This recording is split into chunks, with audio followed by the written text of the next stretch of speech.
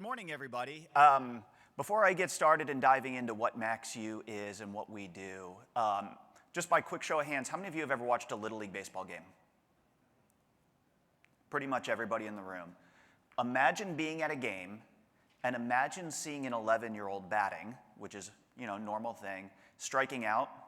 Kids strike out all the time. Baseball's a game of failure. And after he strikes out, he takes his bat like the Olympic hammer throw and chucks it out over second base over the pitcher's head.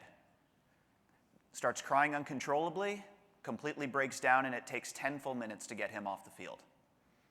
This is an actual true story that my co-founder, Dan Greco, experienced when he came up with the idea for MaxU, and the idea that mental performance and mental health is a vastly, vastly needed market in youth sports. A lot of people say that they participate with mental performance and mental health, but really it is something that a lot of organizations just check the box and they don't actually invest time, money, effort in, and that's what MaxU is here for. There's two key concepts that we really wanted to focus on. One is taking something that's been shunned in the past and making it normal, and two is changing mental health and mental performance from being something reactive, waiting to talk to somebody until after a problem, and making it proactive. So this way you can help yourself and help your kid, and utilizing today's cutting edge technology such as artificial intelligence. So this way we can meet people where they're at, utilizing a web-based SaaS platform with 10,000 plus curated resources that are out there 24/7, 365. We've been around sports our whole life. We're both dads. We have kids who play sports. We see it and we see what happens very much firsthand out there on the field. We see just how big this market is with over 70 million athletes who are playing youth sports. This one now? Cool. Changing the mic. One number that's not shown up here, after somebody has some type of mental health issue, it takes them on average 7 to 11 years before they actually talk to a doctor about it. Now imagine tearing your ACL and waiting 7 to 11 years to go to a doctor. This is something that's supposed to really shorten that timeline. Not only that, but help to be preventative and being proactive. Again, utilizing today's technology that's actually out there and that is out in market that's for you. The youth sports market is massive and growing rapidly. The projections are that by 2030, 66 billion, and by 2050, 410 billion. And those numbers are not made up in any way, shape, or form. Other numbers that aren't even shown, the average family spends, on average, $1,000 per kid per sport per year. That number has doubled in the last 2 years. So that is how quickly the youth sports market is really growing, and especially with youth sports being a lot more competitive, the advent of travel sports and really growing in that market in a very big way, and also the specialization of sports where people are really diving in and investing in one specific sport. We see it very much firsthand all the time as I'm coaching my kid's baseball team. Whenever a kid has a bad game and strikes out multiple times, the parent will immediately go and buy a $100 hitting lesson within the next 48 hours more often than not. That's where the money is being invested. They're not thinking about what happens after the kid strikes out. How do you help them be ready to get back up to the plate the next time? It was very important for us to make sure that this was sustainable yearly. There's three different groups that really utilize the platform: parents and coaches, athletes, and schools and organizations. We reach out directly with schools and organizations so they can see things at a higher level and they get deep insights. The athlete will go through a seamless onboarding process and everything is controlled by the parent and the coach. And the parent and the coach can then help the athlete and guide them through their entire journey of MaxU as they continually go through this platform. And the athlete will work with enhanced performance, continuous engagement, including utilizing our AI chatbot, Maxwell, which we have built in a very, very safe manner to make sure that we draw protection around the children, because this works for kids ages 8 and up. Teams get data tracking on the players and needed services, and leagues and organization in particular get a positive reputation, an increased revenue model as the cost gets passed down to the parents, and improved player development, elevated performance coming out of the entirety of the organizations, and it is something that is trackable and measurable year over year. As we look at the team and our team of 14, I do want to draw attention in particular to the bottom line. As we were launching MaxU, one of the things that we really wanted to focus on was making this backed by science. If this was done because Brian and Dan said this was something fun and cool to do, this would not work in any way, shape, or form. So having a team of 4 psychologists and psychiatrists and 2 student interns who are doctoral students in sports psychology is something that really makes this what it is today. This is the team that really helps make it function, and what they do is they take our back-end content of over 10,000 pieces of content and they curate it based on the athletes, and they're the ones who help the athlete continually run through this program. When we launched, we first set out, and actually going back to Q1 or late of 2021, when Dan pitched this idea to me, just to tie it to sports a little bit, it was the Monday after Antonio Brown, when he played for the Bucks, took his shirt off and quit on the Bucks and ran off the football field. And it immediately just clicked how much mental health and mental performance can mean in sports. We spent a good 6 to 8 months working on product market fit, having done this multiple times and gone through multiple startups, seeing that the product market fit really needed to be there and solving a true problem. We developed the product through Q3 and Q4 of 2022 and did our initial beta release in Q1 of 2023. We've been out in market since Q2 of 2023 and are currently live with 21 active channel partners. Our business development model, as we go to market, we work through and talk to different leagues and organizations. Yes, people can go to our platform and they can sign up on the platform on their own if they want to just go through our website at $99 a year. But as we work through our partnership agreements, we were able to bring that price down per athlete, and that way we're actually able to be accessible and scalable in a very big way. We work in 4 different models: a marketing model, an opt-in model built with our API built into registration platforms, an opt-out model, or a required model / sponsorship model where we can work with partners and sponsors who will help to subsidize the cost for the athletes and on the families. From there, we can do a seamless integration and registration process, and we work very hard on making sure the customer experience, particularly with our channel partners, is top-notch. The customer journey, they go through a quick annual assessment. This annual assessment is something that's over 50 years old. It is truly, truly backed by science, and we have an exclusive license for sports by this. It takes under 5 minutes. It actually takes on average about 3.5 minutes to get through with a progress bar just to make sure that people see what they're doing along the path. And again, they're not getting really too deep in the science. Knowing we're working with mostly teenagers here, we need to meet them where they're at. From there, they get instantaneous results. The instantaneous results come out actually as an animal archetype. The animal archetype is so it's something they can gravitate their arms around, they can get a feel for. So if you get a sense that you're the tiger, you know exactly what that might mean, and they're personalized to you. The personalization factor is extremely, extremely important in this. When we were doing our analysis of the market, one of the things that we saw was a lot of platforms out there with a sports psychologist that sits on a couch and says, here's how everybody should gear up for the big game. And that is very different based on who people are. So me, being a graduate of the University of Michigan, study a lot of people, J.J. McCarthy is someone who I've watched and learned a lot from, and he would meditate before every football game, take his shoes off, sit against the goalposts and meditate.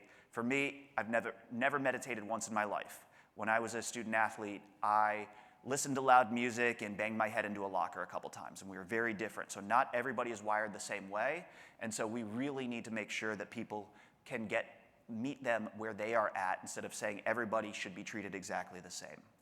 From there, they get into the continuous engagement year-round with learning management modules that are tailored to you, and also utilizing an AI-backed algorithm to make sure that content is pulling from those 10,000 pieces tailored directly to those athletes, and then a seamless auto-renewal where they run through the assessment again year over year, and you can see the data and the insights as people are growing over time.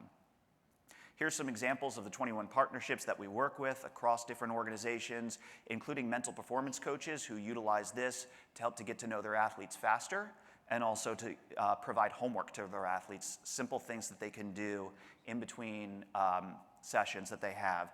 And again, while mental performance coaches tend to be highly expensive, $300 or so per session at $99 a year, this is a way to be proactive and to help to learn across the year. Our pipeline is very deep as well. A couple of these are actually about to be moving from the current pipeline over to current channel partners, particularly calling out the UA Junior Golf Tour and Under the Lights flag football. A couple of testimonials that I'll let you all read as we're going through, but just one in particular that we work with is a close 14-year-old to us. He's a pitcher who throws 80 miles an hour, and about a year or two ago, he was truly struggling after a couple of games of missing, being able to find the strike zone. Once he started going through this program, not only did he improve on the field and after he had a couple of bad pitches or a couple of bad innings, but he saw improvement in the classroom as well, and his dad has been extremely thrilled with what we've done. We actually could provide a link at some point to a podcast that we did with Greg Olson, Fox NFL analyst, the You Think podcast, where he talks about it and they talk about it together, the vast improvement that has taken place over time.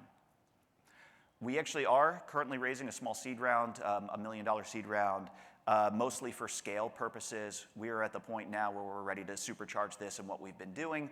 So this is what we're doing, and that's why we have so much of the seed round focused in on the sales team, because there's only so much time and outreach that we can actually spend doing that, and to be able to put truly pointed sales force at it. And from there, one of the last things that I want to make sure that we note on, this was not built for athletes that are just the upper 1%. I don't know if you all remember, there was a commercial in the 1990s that was like 500,000 student athletes and 99% are going pro in something other than sports. This is built for the other 99%. This was built for athletes like me, who I knew professional sports was not going to be my career. I was a 6'2" power forward in high school and a hockey goalie from Tampa, Florida. When I went to try out for the Michigan club hockey team, they told me not even to bother showing up because I'm from Florida. True story. I still regret it to this day. But I learned so much from sports growing up. I continue to learn from sports. I continue to be inspired by all the kids that I see playing sports, and we want to be able to help to develop to them and to help to change a future generation. So thank you very much, and I'll pause here and invite Dan up to the stage to take some questions.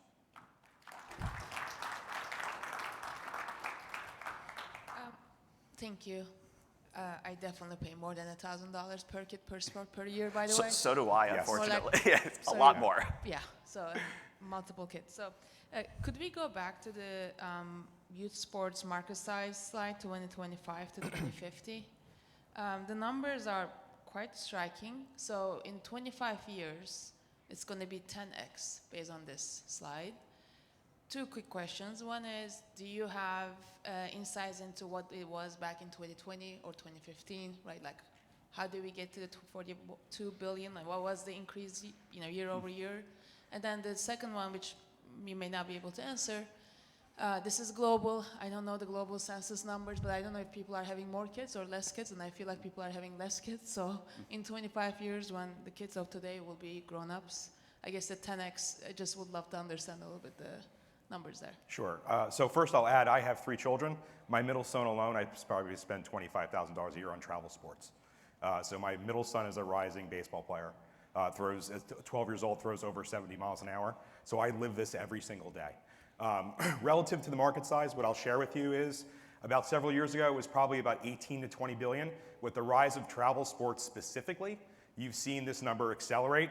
And for anybody that's in the private equity space, there's a spotlight on youth sports right now, and there's an arms race to be able to get all these organizations rolled up to try and be able to have a bigger investment in the space. So this number and the trajectory of it is very accurate.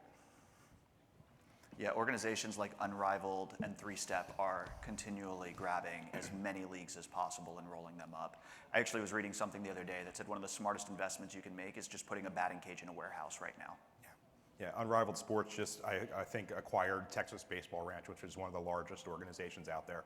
And I know Perfect Game is also doing the same. Importantly, go blue. Of course, go blue. And second, I'll argue parents need this more than the students, but student athletes. It's the parents usually who are the cause of this. Agreed. I wanted to ask, I've done some investing in the youth mental health, social emotional CBT space, and I work with the University of Michigan on a lot of the student athlete support services. So it's very dear to my heart. What I find, though, can you talk a little bit more about your user experience as a student and engagement? There's a lot of friction because there's usually a lot of oversight the parent and the coach need. It's like, feels like compliance, even though we all know the importance.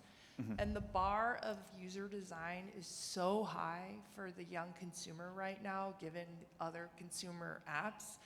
I see you have a technical team offshore, how you think about that in terms of building the best consumer product experience outside of the amazing impact you guys are having. Yeah, so our CTO is onshore, and then we have a development team that is offshore. Having done this multiple times, and I actually used to own a software development company that focused on go-to-market and UX, so I know that's a very big thing, and what they're actually going through in that experience to make sure that it's continuously usable. When the athlete goes on, what will first happen is the parent will sign up and they'll invite the athlete to join. The athlete then takes their quick assessment and they get their quick insights right away. The insights give them 3 quick things to work on, 3 bullet points. We didn't want it to be too sciencey, because if it's too much science and too much data, like if it says, oh, you're a 47 in this and you're a 65 in this, A, kids will compare the numbers against each other, and B, it'll mean absolutely nothing to them. So this way, it's really quick bullet points of things to work on, and then it gets right into the content and the learning management engine. So it says, here's your top 3 things for you to do, and it might be a 1.5-minute video to watch, or a quick worksheet, or a 1-pager. Then they continuously get new stuff that's refreshed from our algorithm week over week, and after the first month, it then becomes month over month. So that way they're continuously getting something new and something refreshed. At the same time, they're getting notifications about it. The other thing that happens as well is the parents and the coaches have access to all of this, so they're seeing what the kid is seeing, and they can say, okay, I see this video. My kid may not actually watch this, but I think it's good for them. I'm going to click the recommendation button. It pops up in their inbox. We also have a gamification engine that we built based off of the Peloton model with badging and a couple of things that we can do to reward the kids. And the last thing, too, is with the chatbot, meeting people where they're at, where they can actually talk to the chatbot once a day. And all of this helps to recalibrate the data that comes from the assessment, that comes from what they're using. So that way, when the next wave of content shows up, it's very relevant in the given time. It's not looking maybe up to 11 months backwards. Yeah. Can I add something to that as well? You mentioned earlier about parents needing this as well. So while we focus on the athlete and we draw a moat around the athlete to make sure they're getting their content, so if a child has confidence issues, for example, the content's delivered to the athlete so they can become more confident. But if you're a parent, you know parenting doesn't come with a playbook, right? So we actually deliver content to the parent that says, how do you talk to your child about becoming more confident? And if the coaches have access to it as well, the coaches get access that says, how do I coach a child to become more confident? So we're really trying to attack the problem in multiple ways, not only directly to the athlete, but to the support systems as well. And we've seen it firsthand going to certain events with parents. I've seen parents berate scorekeepers. Yeah. I've seen parents berate coaches and other kids. And we got to go to the Savannah Bananas, their first youth banana ball tournament that took place last summer. And every single parent that came up to us said, this is great, we love this, except one. One parent came up to us and actually was like, no, my kid's too good for this. They don't need anything like this. Immediately, that's what we said to each other was, the parent needs this more than the kid. Yeah. And it works for anywhere ages 8 and up, so parents actually can use it on themselves. And it does work with adult athletes, and we see a path where this will become a normal thing for people to focus on their mental health, and it starts early and grows with them over time. Thank you. Also spend more than, and only have one, so we took the easy path. You talked about, an ACL, you wouldn't wait 7 to 10 years to get that addressed. What are you seeing in usage right now? I love the insight into how coaches are using it, parents, but from an 8+ range and then trying to find a UX with archetypes that people can relate to as you get older. And I saw up on your slide, you've got Aspen Institute, so where the fall off is in youth sports. What is the highest concentration of in the youth space age-wise? And what are they gravitating to? Is it the videos, the workshops? What are some of those learnings? The highest is 12 to 17 years old, so middle school and high school. We see it both across male and female sports, and we're sport agnostic entirely, but we have put a focus in on female sports because we see a massive drop-off in females playing sports in particular. For anyone who watched the Super Bowl, Dove had a really good commercial about that, especially around body image issues. And what we see a lot is focusing on the videos and short-form videos. It's today's world. We live in a TikTok world. And while this is all web-based, it's all mobile-enabled, so we're this is where kids are on 24/7, 365, and those short form videos are exactly what they're looking for. Yeah. We also have over 7,000 kids on the platform currently. Excellent. And then tell me a little bit more about youth sports, very fragmented. How are you going after a Savannah Banana versus, are there other players out there in the market? And I'll kind of show my bias, like a Sports Engine, that it already has a lot of exposure to a lot of youth sports. What's your strategy of going after organizations that give you the most reach? Next slide. Yeah, I mean, so you can see from here in terms of exposure, for us, we started from the top down, and we realized quickly that for us, going to the grassroots level was more effective. And through those conversations and exposure, quite honestly, we've gotten to groups like Stack Sports. Sports Engine is actually not on this slide, but they're upcoming. And so for us, we've seen the world. Players Health is another example of a group that we were exposed to through another partner. So for us, everything is really interconnected, and we're trying to be able to get into that value chain in multiple ways to be able to deliver the program. And some of the conversations that we have with people are seeing this and they're saying, oh my God, this is so needed, that they're willing to introduce us to somebody else along the path. So like US Youth Soccer bridged out to us to 5 other people. A couple of baseball groups have introduced us with Game Changer, and we're having some deep conversations with them as well. Yeah, and many of those organizations use Stack Sports for registration, for example.